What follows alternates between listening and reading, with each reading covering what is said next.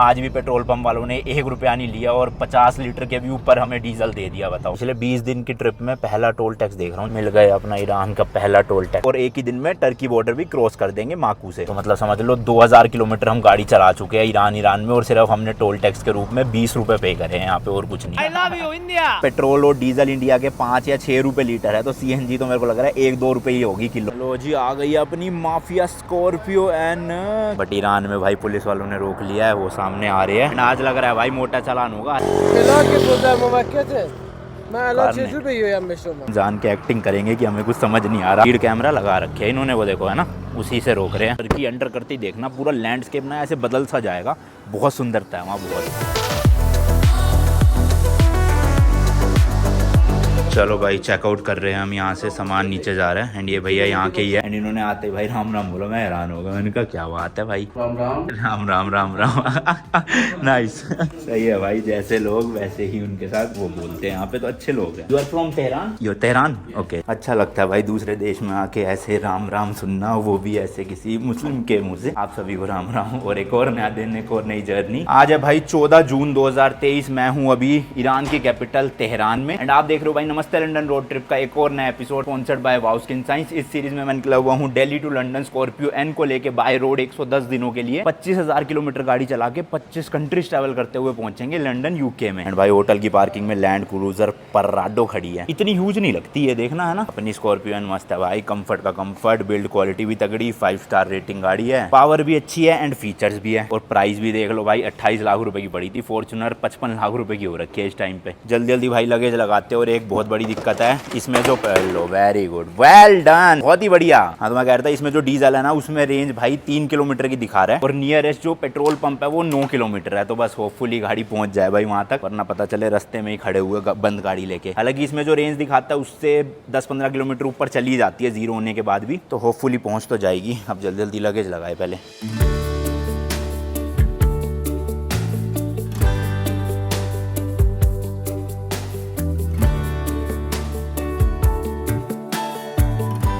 सामान सारा का सारा पैक हो गया है मस्त। पासपोर्ट मैंने बताया था ईरान में हर होटल में भाई सबमिट करके रखते हैं, जब आप चेकआउट करोगे तभी देते हैं। तो मैं पासपोर्ट लेना भूल गया। और उनका बिल भी होगा कुछ पेंडिंग, वो देना। चेकआउट 209। हाँ राम राम भैया फिर से राम राम बोल रहे हैं। 160 ओके। या श्योर। यूट्यूब, इंस्टाग्राम यूट्यूब दे दिया, आप भी इंस्टा पे फॉलो कर लेना। पासपोर्ट मिल गया। Okay bye bye, thank you so much, bye. Yes passport done, okay bye bye. 160 toman का बिल था ये पानी वानी का। वैसे रूम के लिए हमने पे करे थे 1.8 मिलियन तोमान, यानी कि इंडिया के 3200। और बिल आया है लगभग 300 रुपए पानी का। चलो जी हम निकलते हैं, सीधा भगा लेते हैं भाई अब डीजल के लिए। ये देखो भाई 2 किलोमीटर की रेंज है केवल और केवल। और आज का ये जो सफर है ना हमारा तेहरान से तबरीज तक होने वाला है 624 किलोमीटर, लगभग 7 घंटे दिखा रहा है गूगल मैप में। और वही रोड तो आपको पता ही है यहाँ की कितनी अच्छी है, हाईवे है भाई, चौड़े चौड़े मस्त, 100-110 की स्पीड में चलाओ। एंड ये जो तबरीज सिटी है ना भाई, बिल्कुल नॉर्थ में पड़ती है, ऊपर टर्की बॉर्डर से लगभग 300 किलोमीटर के आसपास। वैसे तो आज हमें ये पूरा कवर करना था 900 या 1000 किलोमीटर, बिल्कुल बॉर्डर तक। माकू करके एक जगह पड़ती है वो ईरान में, बट बिल्कुल टर्की बॉर्डर पे है। बट क्योंकि ये डीजल का पंगा पड़ गया और थोड़ा लेट भी निकल रहे हैं, इसलिए इतनी ज्यादा रात को गाड़ी हमें चलानी नहीं है। 7 बजे तक होटल ले लेते हैं क्योंकि हम, तो इसलिए सोचा आज सिर्फ तबरीज तक खींचते हैं आराम से, और एक ही दिन में टर्की बॉर्डर भी क्रॉस कर देंगे माकू से। यहाँ का भाई आजादी टावर है, हम आ नहीं पाए यहाँ पे क्योंकि टाइम लिमिटेड था, बट रास्ते में ही पड़ गया। अच्छा है, और ये ब्रिज की तरह ही है समझ लो आप। एक टूरिस्ट तो काफी आया हुआ है यहाँ पे, देखो भाई भीड़ लगी पड़ी है काफी ज्यादा। एंड आसपास पूरा ग्रीनरी गार्डन टाइप का ही बनाया हुआ है यार, क्या मस्त है ना डिजाइन पूरा। ईरान में जितनी भी सिटीज में हम गए हैं ना, बंदर अब्बास को छोड़ के भाई सारी की सारी अच्छे से डेवलप्ड है, मतलब पूरा मॉडर्न वाला फील आता है। शिराज ले लो, इस्फान ले लो, तेहरान तो खैर नेक्स्ट लेवल ही है क्योंकि यहाँ की कैपिटल सिटी भी है। एंड यहाँ का वैसे जो पब्लिक ट्रांसपोर्ट है ना भाई, वो भी काफी अच्छा है। जैसे कि यहाँ का बसेस का नेटवर्क बहुत अच्छा है। ईरान की ट्रेनें बहुत फेमस है, जो हम नहीं कर पाए गाड़ी की वजह से, क्योंकि रोड ट्रिप थी। अगर वैसे मैं ट्रैवल करता तो ट्रेन में जरूर जाता। तेहरान की मेट्रो बहुत फेमस है, वो भी नहीं जा पाए भाई। तो कोई नहीं, अगली बार जब आएंगे ईरान ये बची कुची चीजें जरूर करनी है, क्योंकि यहाँ की जो लग्जरी ट्रेन है ना VIP या फर्स्ट क्लास वाली, वो भाई इंडिया के सिर्फ 800-1000 रुपए में टिकट मिल जाती है। तो वो करनी तो थी बट हो नहीं पाई, कोई बात नहीं। बट तेहरान में जाम बहुत लगता है। अभी तो चलो फिर भी कम है, लेकिन शाम के टाइम पे इतनी भीड़ हो जाती है ना, बस क्या बताऊं। 2-2 किलोमीटर के लिए 20-20, 30-30 मिनट हमने गाड़ी चलाई है, बताओ। ये भाई यहाँ का CNG स्टेशन है, सारी टैक्सियों में CNG चलती है एंड काफी गाड़ियां भी है जहाँ CNG डल रही है। अब आप खुद ही सोचो, जब पेट्रोल और डीजल इंडिया इंडिया के 5 या 6 रुपए लीटर है, तो सीएनजी तो मेरे को लग रहा है 1-2 रुपए ही होगी किलो। वो जो भाई साहब है उनसे मैंने पूछा, सीएनजी बिना कार्ड के दे देते हैं यहाँ पे कैश में भी, सिर्फ डीजल और पेट्रोल के लिए यहाँ का कार्ड भी बनवाना पड़ता है और साथ ही साथ में पैसे भी जो है ऑनलाइन ही देने पड़ते हैं। मतलब दे तो कैश भी सकते हो, बट मेन डीजल कार्ड जरूरी है, उसके बिना यहाँ पे किसी को भी डीजल या पेट्रोल नहीं मिलता। रीजन मैंने आपको बताया था, क्योंकि पास में ही पाकिस्तान है। पाकिस्तान में लगभग 10 गुना ज्यादा रेट है, यहाँ से 10 भी छोड़ो 20-30 गुना ज्यादा रेट है, तो इसलिए ना स्मगलिंग बहुत होती है यहाँ से पाकिस्तान तेल की। तो इन्होंने इसलिए ये स्कीम निकाली थी कि कार्ड होगा तभी जो है डीजल या पेट्रोल देंगे, मतलब इन शॉर्ट लोकल्स के लिए ही है जो है। बट हमारी पेट्रोल पंप वाले मदद कर देते हैं, किसी ट्रक ड्राइवर या बस ड्राइवर के कार्ड पे हमें भी डीजल मिल जाता है। पूरे ईरान में मुझे लग रहा है हमारा 1000-1500 रुपए से डीजल ज्यादा नहीं लगेगा, एंड 3000 से भी ऊपर किलोमीटर गाड़ी चलाएंगे। सोचो 1000 रुपए देके सिर्फ। हम गलती से सीएनजी वाले में घुस गए थे, अब ये डीजल वाले में आए हैं। यहाँ पे ना पेट्रोल पंप ही अलग अलग बना रखे हैं, पेट्रोल वाला अलग स्टेशन है, डीजल वाला अलग स्टेशन है, सीएनजी वाला अलग स्टेशन है। तो पता लगाने का ना बहुत सिंपल तरीका है, जिस भी स्टेशन पे आपको बसेस या फिर ट्रक खड़े हुए दिखे ना, वहाँ पे समझ लो डीजल है। भाई रिक्वेस्ट कर रहे हैं, ये मना करे जा रहे हैं कि नहीं देंगे नहीं देंगे, बट हमने इन्हें समझाया कि खत्म हो गया हमारा पूरा डीजल, प्लीज दे दो। लिटिल बिट डीजल, खल्लास नो डीजल, बस। चलो भाई, इनके जो बॉस है ना वो मान गए हैं फाइनली देने के लिए। टेक द कार्ड अंदर परफ्यूम, ओके वहाँ लगा लो वहाँ। हमने उनको ना काफी समझाया कि हमारे पास बिल्कुल भी डीजल नहीं है, अब आगे कैसे जाएंगे हम, तब जाके उन्होंने हेल्प करी है। पहले वो कह रहे थे इंडियन रुपीज है आपके पास, वो दे दो। मैंने कहा इंडियन रुपीज तो नहीं है, अब रियाल ही दे रहे हैं। वो भाई 3 तो मान पर लीटर यहाँ पे फ्यूल है। मैंने कहा था ना भाई, लोग बहुत अच्छे हैं यहाँ के, भले ही थोड़ा सा लेट माने, बट भाई पैसे तक नहीं लिए। कह रहे बस कोई सोविनियर दे दो हमें, तो हमने इंडिया के 10-10 के 2 नोट थे वो उनको दे दिए, और पूरा 60 लीटर का टैंक इन्होंने फुल कर दिया। देख लो भाई, 60 लीटर इंडिया में मैं भरवाता तो लगभग 5500 रुपए का पड़ता, और इन्होंने 5500 रुपए नहीं लिए, समझ लो बस हमारे एक तरह से। हालांकि यहाँ पे 60 लीटर कितने का होता, 350-400 रुपए का इतना सस्ता तेल है, बताओ। चलो जी चलो, खींचते हैं अब जल्दी गाड़ी को। थोड़ी सी चीजें करना मुश्किल है, बट रिक्वेस्ट करोगे ना तो लोग अच्छे हैं, हेल्प कर देते हैं। देख लो पैसे तक नहीं लिए, एंड गाड़ी में रेंज आ गई है 643 किलोमीटर की। ऑब्वियसली इतना तो नहीं चलेगी, बट ये है 500-550 किलोमीटर तो खींच देगी, बट हमें फिर भी एक बार और रुकना पड़ेगा आज रास्ते में, क्योंकि टोटल 700 किलोमीटर है भाई। यार अभी तक तेहरान में ही फंसे हुए हैं 40 मिनट से, इतना ज्यादा जाम है, और अब थोड़ा सा ही रह गया है। एक बार एक्सप्रेसवे हाईवे पे चढ़ गए ना, फिर तो दिक्कत नहीं है भाई, आराम से खींचेंगे। अभी तो 40-50 की स्पीड ही मेंटेन हो पा रही है अंदर, वरना अभी तक तो हम समझ लो 100 किलोमीटर पार कर चुके होते हैं।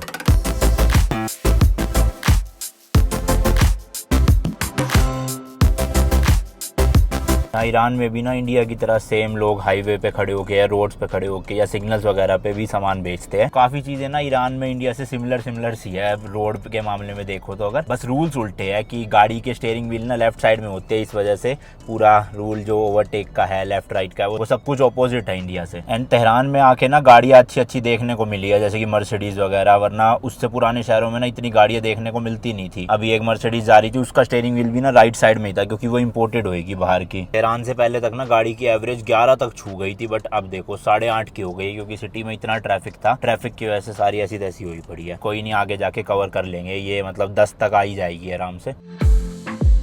I saw the city passing by my window, was in the crowd but I felt so alone, looked at my phone like every other second, my future was blurry and numb, a tunnel where there's no light, oh but then you came and sat around। आज का भाई ये तीसरा toll tax है, but वही हमारे तो कोई पैसे नहीं लग रहे, क्योंकि यहाँ पे ना ई टोलिंग का सिस्टम है। जैसे अपने इंडिया में फास्ट टैग है, वैसे यहाँ पे भी ऑटोमेटिक पैसे कट जाते हैं नंबर प्लेट या कोई भी टैग के हिसाब से। और हमारी गाड़ी में नंबर जो है वो इंडिया का लगा हुआ है, ऊपर से कोई यहाँ का टैग भी नहीं है, इसलिए ना कोई हमें रोकता है, ना हम रोकते हैं, ना कोई पैसे कटते हैं, सीधा हम निकल जाते हैं फ्री फंड में। और भाई रोड्स बहुत अच्छी बना रखी है, वहाँ से हम लगभग 300 किलोमीटर प्लस चल चुके हैं, और इतनी साफ सड़कें हैं। मैंने 3 घंटे में चलाई और बिल्कुल थकान नहीं हुई, लगातार 3 घंटे ट्रेवल हो गया, 300 किलोमीटर कवर भी हो गए। वही 100-110 की स्पीड कंट्रोल में रहती है अपने मस्त। ये अच्छा है कि ट्रैफिक उधर वाला अलग ही रूट पे है, तो टोटल वही 6 लेन हाईवे, कहीं पे 8 लेन भी आ जाते हैं, मतलब 4 रोड इधर 4 रोड उधर। अभी नॉर्मली 3-3 चल रही है दोनों तरफ। ये लेफ्ट वाली सबसे जो है फास्ट लेन है, और बीच वाली हमारे लिए है, तो हमने अगर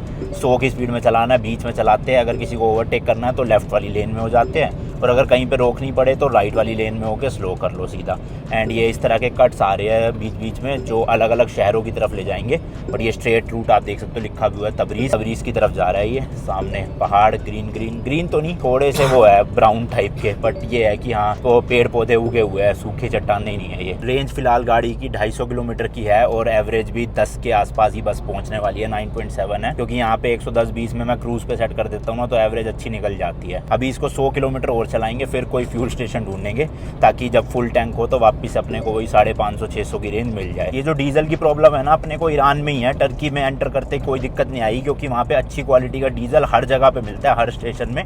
बस ये है कि महंगा बहुत होगा। अराउंड जो मैंने गूगल पे चेक किया 80 रुपए लीटर पड़ेगा। वहाँ पे चलती है टर्किश लीरा करेंसी और 20 टर्किश लीरा का 1 लीटर दिखा रहा है और 1 टर्किश लीरा में अराउंड 4 रुपए होते हैं इंडिया के, तो वही इंडिया के हिसाब से 80 रुपए का पड़ेगा, जो स्टिल इंडिया से तो सस्ता ही है, बट ईरान से वही 20 गुना महंगा हो गया ना। तो बस हमें माकू तक की दिक्कत है। एक बार हमने क्रॉस कर दिया ईरान का बॉर्डर, टर्की में एंटर हो गए, उसके बाद तो भैया डीजल ही डीजल है। हर स्टेशन वाले बिना किसी कार्ड के, बिना किसी रजिस्ट्रेशन के सब टूरिस्ट को मिलता है, कोई दिक्कत नहीं, क्योंकि महंगा है तो कौन स्मगलिंग करेगा वहाँ से। ईरान में 5 रुपए लीटर है इंडिया के हिसाब से, इसलिए वो होती है स्मगलिंग। देखा जाए तो यहाँ की गवर्नमेंट जो है उन्होंने सही रूल निकाला है कि खाली जिनके पास कार्ड है वो वाले उन्हीं को देंगे डीजल, क्योंकि पाकिस्तान है साथ में, अफगानिस्तान है, इन कंट्रीज में भाई काफ़ी तेल महंगा है। अब तो वैसे ही पाकिस्तान की इकोनॉमी इतनी ज़्यादा डाउन चल रही है, डॉलर का रेट शायद से 250-300 रुपये पहुंच चुका है, तो ऑब्वियसली बात है भाई तेल भी महंगा हो गया होगा वहाँ पे। और बिल्कुल बॉर्डर है यहाँ से, बलूचिस्तान वाला बॉर्डर ईरान और पाकिस्तान के बीच में, तो मस्त ऐसे स्मगलिंग हो सकती है अगर गवर्नमेंट ये स्टेप्स नहीं उठाएगी तो। क्योंकि यहाँ की गवर्नमेंट कहती है भले ही हमारे पास तेल बहुत है बट हम सस्ता सिर्फ अपने लोगों को ही देंगे, दुनिया को नहीं देंगे। ऊपर से यूएस के इतने सारे सैंक्शन लगे हुए तो एक्सपोर्ट वैसे भी ज्यादा नहीं होता, तो इनके पास भर भर के तेल है। पेट्रोल पंप वगैरह में भी ऐसे ही बिखरा रहता है, ट्रक ड्राइवरों के पास इतना रहता है, वो फ्री में दे देते हैं भाई 20-20, 30-30 लीटर। आपने पूरी सीरीज में देखा ही, आज भी पेट्रोल पंप वालों ने 1 रुपया नहीं लिया और 50 लीटर के भी ऊपर हमें डीजल दे दिया, बताओ। बाकी ओवरऑल भाई इंफ्रास्ट्रक्चर अच्छा बना रखा है, हाईवेज प्रॉपर है, लाइटें है हर जगह पे, एंड रोड पे भी गड्ढे वड्डे नहीं है, मतलब कहीं भी मुझे ना ब्रेक मारने की जरूरत पड़ी नहीं रही है। स्मूथली 100 पे 110 पे चल रही है तो चलती ही जा रही है, कहीं स्पीड ब्रेकर तो कहाँ ही होगा यहाँ पे, बट हाँ गड्ढे वड्डे इतने नहीं आते, और जहाँ पे गड्ढे है भी ना वो भर रखे हैं प्रॉपर इन्होंने। बाकी बोर्ड मैंने आपको बताया था सारे के सारे इंग्लिश में ही लिखे होते हैं, पर्शियन में भी है, इंग्लिश में भी है, तो एज ए टूरिस्ट हमें कोई दिक्कत नहीं हो रही है, पता चल जाता है कहाँ पे क्या है। ऊपर से हाईवे पे भी ना ये ढाबे वगैरह प्रॉपर आ रहे हैं, फ्यूल स्टेशन भी हर 20-30 किलोमीटर में एक दिख ही जाता है, एंड वहीं पे एक ढाबा भी बना होता है। अब जैसे देखो ये रेस्ट एरिया है कितना बड़ा, यहाँ पे फ्यूल स्टेशन भी है, 2-3 रेस्टोरेंट भी है, वॉशरूम भी होंगे जो साफ तो बिल्कुल नहीं होते, बट हाँ ये है कि काम चला सकते हो आप, रास्ते में दिक्कत नहीं आएगी। बट जो बड़े बड़े रेस्टोरेंट है ना भाई उनके वॉशरूम बहुत अच्छे हैं, एंड वहाँ पे इंडियन सीट्स के साथ वेस्टर्न सीट्स भी होती है, वरना पेट्रोल पंप पे तो वेस्टर्न सीट मिलने के चांस ही नहीं, नॉर्मल आपको इंडियन हिंदी वाली सीट मिलेगी टॉयलेट में। अब देखो भाई वापस से टोल टैक्स आ गया, बट ऑब्वियसली हमारे अरे यार यहाँ रोक रहे हैं, शायद से हो सकता है यहाँ पे पैसे लिए जाए क्योंकि गाड़ियाँ रुकी हुई है, इसका मतलब कट रहा है टोल टैक्स पक्का। पिछले 20 दिन की ट्रिप में पहला टोल टैक्स देख रहा हूँ जहाँ पे भाई लोग रुके हुए हैं, मतलब पे कर रहे हैं। और ये हमारी वाली लाइन शायद से कैश वाली नहीं है, वो वाली कैश वाली लाइन है, वहाँ पे लिखा भी हुआ है, तो लेन चेंज करनी पड़ेगी भाई क्योंकि हमें तो कैश ही देना है ना, दूसरा वो तो है नहीं हमारे पास ऑल्टरनेटिव। एंड ये लोग भी पुलिस वाले नहीं है, नॉर्मल टोल टैक्स वर्कर्स है। एक चीज और, अब यहाँ की गाड़ियों के स्टीयरिंग व्हील लेफ्ट साइड में है, तो जितनी भी विंडोज आएगी ना टिकट वाली या पार्किंग वाली विंडोज आती है वो सब लेफ्ट साइड में ही बंदे होते हैं, तो यहाँ पे कोई होना चाहिए बंदा साइड में जो देख सके और पैसे पकड़ा सके। सूरज बिल्कुल सर पे है, देखना ऊपर से ही धूप आ रही है, तो इसलिए ये काम तो आ जाता है भाई ऐसी सिचुएशन में। देखते हैं भाई ईरान का पहला टोल टैक्स कितने रुपए मांगते हैं। तोमान लो जी लो, मिल गए अपना ईरान का पहला टोल टैक्स का पर्ची। अब ये टोल टैक्स ही है वैसे तो, या हो सकता है किसी स्टेट में घुसने का टैक्स हो, कह नहीं सकते, बट 10 तोमान कितने ही होते हैं भाई, 20 रुपए इंडिया के सिर्फ, तो मतलब समझ लो 2000 किलोमीटर हम गाड़ी चला चुके हैं ईरान में, और सिर्फ हमने टोल टैक्स के रूप में 20 रुपए पे करे हैं यहाँ पे, और कुछ नहीं।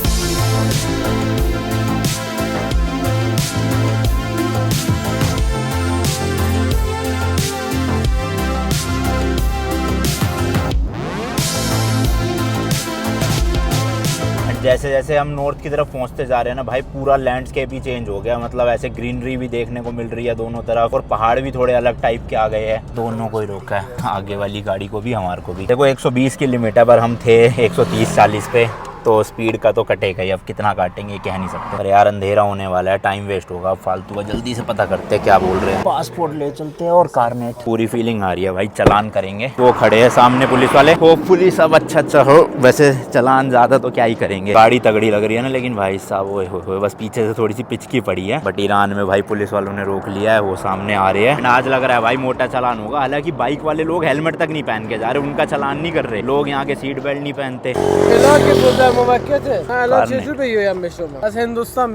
हिंदुस्तान वो बोल तो स्पीड कह रहा है, बट हम जान के एक्टिंग करेंगे कि हमें कुछ समझ नहीं आ रहा। दूसरे ऑफिसर को इंग्लिश ना आती हो, बस स्पीड कैमरा लगा रखे है इन्होंने, वो देखो है ना, शीशे रोक रहे हैं। तो भाई हमसे पूछ रहे थे कि इंडिया से क्या गिफ्ट लाए हो हमारे लिए। मैंने कहा इंडियन करेंसी ले लो एज अ गिफ्ट, और क्या ही लाएंगे। चालान काट रहे थे 200 तोमान का, फिर मैंने 100 तोमान का, बट उन्होंने लिया ही नहीं, छोड़ दिया। तो वही है भाई, टूरिस्ट है ना इसलिए। बट यहाँ पे ये अच्छी चीज़ है भाई, जैसे ये हाथ दे रहे हैं ना लोगों को, लोग रोक रहे हैं, भले ही थोड़ी दूर जाके रोक रहे हो, बट रोक लेते हैं टाइम पे ना। इंडिया में तो पुलिस वाले हाथ मारते, बंदे गाड़ी भगाते ही जाते हैं, रुकते ही नहीं। बट ठीक है भाई, पहला चालान अपना ईरान में हुआ 200 तोमान का, इंडिया के 400 रुपए। मतलब हुआ नहीं, हमसे तो गलती हो ही गई थी, चालान एक तरह से समझ लो हो ही गया, बट उन्होंने लिए नहीं हमसे पैसे, वो अच्छी बात है। तो ईरान के लोग है तो चंगे, ऑफिसर भी अच्छे थे भाई। मतलब रिश्वत का कोई सीन हमने तो अभी तक नहीं देखा यहाँ पर, होता होगा तो मेरे को पता नहीं भाई इस चीज़ का। ठीक है, यहाँ से तबरीज जो है वो 180 किलोमीटर बचा है, यानी कि भाई 500 किलोमीटर के आसपास गाड़ी चला ली, 500 से थोड़ी कम। अब अभिषेक चला लेगा, और गाड़ी की रेंज 100 की दिखा रहा है। बस जल्दी से डीजल स्टेशन मिल जाए और भरवा ले, फिर हम टेंशन फ्री हो जाएंगे। तो भाई खाना पैक करवा लिया था रास्ते के लिए, चावल और ग्रेवी। कि भाई आज ज़्यादा डिस्टेंस खींचना था ना, और टाइम कम था, तो इसलिए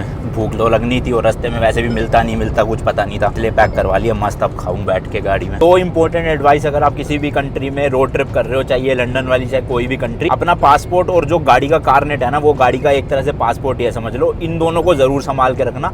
अगर ये एक हो गया तो वैसे इतनी मतलब कुछ ऐसे तो नहीं होगा कि जेल में डाल देंगे, है तरीके उसके भी, बट बहुत लंबा फंस जाओगे और दिन भी वेस्ट होंगे। तो उससे अच्छा संभाल के रखो, ज्यादा बेटर रहेगा। इसलिए हम भी जब भी कोई पुलिस वाला रोकता है, उसको ओरिजिनल कारनेट नहीं देते, उसकी कलर्ड फोटोकॉपी दिखाते हैं। ओरिजिनल कारनेट हमेशा बैग में सेफ रहता है, ताकि कभी भी वो इधर उधर मिसप्लेस ना हो। कि पासपोर्ट एक बार को फिर से बन जाएगा, लेकिन कारनेट में जो एंट्री और एग्जिट की स्टैंप है ना किसी कंट्री की, वो बहुत ज्यादा इंपॉर्टेंट होती है। मान लो हमने गाड़ी से ईरान में एंट्री तो ली, लेकिन टर्की में हमारा कारनेट ही नहीं है, तो हम उनको प्रूव कैसे करेंगे हम गाड़ी लाए कहाँ से है ये। तो वो कारनेट को संभाल के रखना बहुत जरूरी है। और दूसरी एडवाइस भाई, जब भी कोई पुलिस वाला आपको रोकता है, चाहे वो ट्रैफिक पुलिस हो चाहे वो नॉर्मल पुलिस हो, हमेशा रोक लो। क्योंकि हो सकता है कि रोकने पे आपका चालान ना कटे, आपसे वैसी पूछताछ हो नॉर्मली, जैसे आज हमसे बस ऐसी फ्रेंडली बिहेवियर था उनका, और कोई पैसे नहीं लिए। बट अगर आपने भाई भगा ली तो उनको ज्यादा शक हो सकता है, और हो सकता है वो आगे दूसरे जो चेक पोस्ट होते हैं वहां पर बोल दे कि ऐसे ऐसे गाड़ी है जो भगा के लेकर गए हैं, तो उसमें ज्यादा फंस सकते हो। उससे अच्छा बेटर है रोक लो जहाँ पे हाथ डाले। देने पड़ेंगे पैसे, गलती है तो ऑब्वियसली बात है भाई चालान भरोगे, और नहीं देने पड़ेंगे तो वैसी बातचीत कर लेना, हमारा तो कंटेंट बन जाता है मस्त। ऐसे पुलिस रोक लेती है तो सही रहता है ना। होए भाई साहब देख रहे हो सामने क्या मस्त लग रहा है, गजब भाई गजब।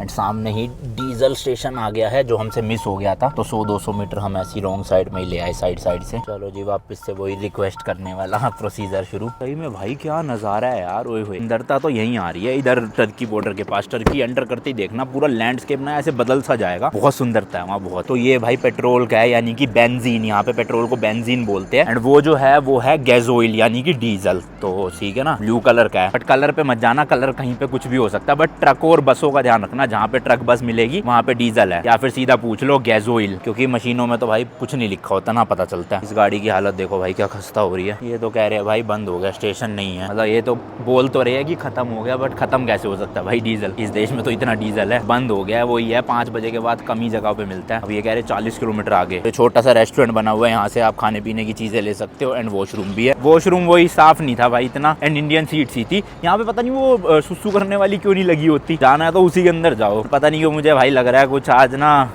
हम फंसने वाले हैं बिना डीजल के। तो मैं सोच रहा हूँ किसी ट्रक वाले से बात करके भाई थोड़ा 10-15 लीटर दे दे, कहीं 40 किलोमीटर आगे भी नहीं मिला तो दिक्कत हो जाएगी। तो इन भाई ने मदद करवाई है, ये यहाँ पे ही काम करते हैं। India love, I love you India. We love Iran. Thank you so much. My friend. Yes. You're too awesome. What's your name? Naam. Watan. Naam. My name is Payman. Payman. Operator. Okay. Mercy. My pump benzin. तो इन भाई का ये truck था, यहीं पे मदद करवा रहे हैं। मना कर रहे थे, ये भाई भी कह रहे थे कि खत्म हो गया मेरे कार्ड की लिमिट भी, कमिंग बट हमने कहा कि नेक्स्ट पेट्रोल पंप तक जाने का भी नहीं है डीजल। हालांकि 8-10 लीटर तो है, बट भाई बोलना पड़ता है वरना फंस ना जाए हम आगे जाके कहीं पे। तो ये भाई कह रहे ठीक है 7-8 लीटर दे दूंगा मैं। चलो भाई, तो फीलिंग आ रही थी ना अंदर से कि कुछ गलत होने वाला है, वो अब टल गई। थैंक यू सो मच, मर्सी। लो जी, आ गई अपनी माफिया स्कॉर्पियो एन। पता नहीं भाई कितना डालेंगे, शायद से मैंने तो बोला है 7, भैया ने 8-10 लीटर डाल दिया है भाई। तो 50 का नोट दे देते हैं, खत्म करते हैं, हम भी निकले क्योंकि लेट हो जाएंगे। Okay thank you. वो 50 तो मान में भी वापस दे रहे थे, रख लो भाई, मदद कर दी। मेरे ख्याल से 8-9 लीटर डाला है, तो ठीक है भाई। कितना ये रेंज हुई है देखा ना, 304। वो अच्छा, ये पूरा ही डाला है इन्होंने, मतलब ये 28 लीटर दिखा रहा है ना, हमारे में ही डाला है पूरा। 28 लीटर मिल गया, और क्या चाहिए जिंदगी में।